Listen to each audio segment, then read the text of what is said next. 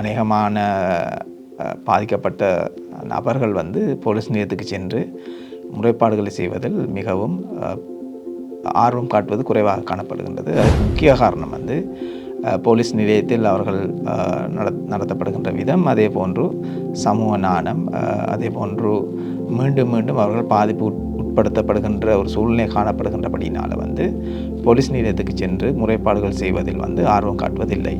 So அவ்வாறான பெண்கள் எவ்வாறு தங்களுடைய முறைப்பாடுகளை செய்யலாம் என்று பார்க்கும்போது அதற்கும் பல்வேறு வழிமுறைகள் இலங்கையில் காணப்படுகின்றது. நான் ஏற்கனவே சொன்னது போன்று பெண்கள் பணியகம், போலீஸ் நிலையத்தில் பெண்கள் பணியகம் வந்து 24 மணி நேர ஒரு ஹாட்லைன் சேவையை வந்து பெண்கள் தொடர்பான முறைப்பாடுகளை செய்வதற்காக வழங்கியிருக்கிறார்கள். 109 இல்லை 109 என்ற எங்களுடைய ஹாட்லைன் இலக்கத்துக்கு 24 மணி நேரம் அது சேவையாற்றுகின்றது. 3 மொழிகளிலும் சேவை வழங்கப்படுகின்றது. அந்த இலக்கத்தினூடாக தொடர்பு கொண்டு நீங்கள் உங்களுடைய முறைப்பாடுகளை செய்ய முடியும். அதே போன்று எங்களுடைய பெண்கள் பணியகத்தில் வந்து 0112-444-444 என்ற தொலைபேசியினூடாக அழைப்பினை ஏற்படுத்தி நீங்கள் அந்த முறைப்பாட்டை செய்து கொள்ள முடியும்.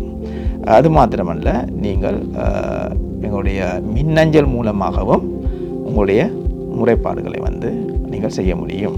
அந்த மின்னஞ்சல் முகவரி cwb.online@police.gov.lk என்ற மின்னஞ்சலுக்கு நீங்கள் மின்னஞ்சல் அனுப்புவதனூடாக உங்களுடைய முறைப்பாடுகளை செய்ய முடியும். இந்த 3 முறைகளும் வந்து பெண்கள் பணியகத்தில் 24 மணி நேர சேவைகளாக காணப்படுகின்ற ஒரு சேவைகளாக இருக்கின்றது.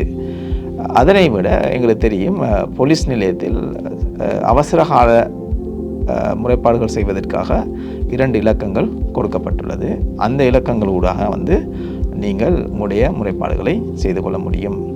உங்களுடைய பக்கத்து வீட்டில் வந்து ஒரு பெண்களுக்கு எதிரான வன்முறை நடக்குது என்று சொன்னால் அதை தடுப்பதற்காக வந்து நீங்கள் 119 என்று நாங்கள் சொல்லுவோம், அந்த இலக்கத்துக்கு நீங்கள் அழைத்து உங்களுடைய முறைப்பாடுகளை செய்ய முடியும். அல்லது 118 என்ற இலக்கத்துக்கு நீங்கள் அழைத்து உங்களுடைய முறைப்பாடுகளை செய்ய முடியும்.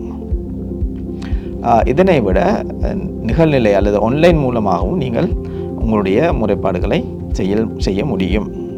போலீஸ் திணைக்களத்தின் இணையதளத்துக்கு நீங்கள் சென்றீர்களாக இருந்தால் அங்கே பெண்களுக்கு எதிரான வன்முறைகள், சிறுவர்களுக்கு எதிரான வன்முறைகளை முறைப்பாடு செய்வதற்கான ஒரு வழி காணப்படுகின்றது. அந்த வழியினூடாக வந்து நீங்கள் உங்களுடைய முறைப்பாட்டை செய்ய முடியும். இங்கு கவனிக்க வேண்டிய விடயம் என்னவென்றால், முறைப்பாடானது கட்டாயம் பாதிக்கப்பட்ட நபரால் தான் செய்ய வேண்டும் என்று அல்ல. அந்த முறைப்பாடானது வந்து பாதிக்கப்பட்ட நபர் சார்பாக வந்து யாராவது செய்யலாம். அதாவது அவருடைய குடும்ப அங்கத்தவர்கள், சகோதரம், அல்லது வந்து தொண்டு நிறுவனங்கள், அல்லது வந்து ஏதாவது சட்ட ரீதியாக சட்ட ஆலோசனை வழங்குகின்ற நிறுவனங்கள், இப்படி யாராக இருந்தாலும் குறித்த நிகழ்வு தொடர்பாக முறைப்பாடுகளை செய்ய முடியும். பாதிக்கப்பட்ட நபர் மட்டும்தான் செய்ய வேண்டும் என்ற கட்டாயம் இங்கு இல்லை.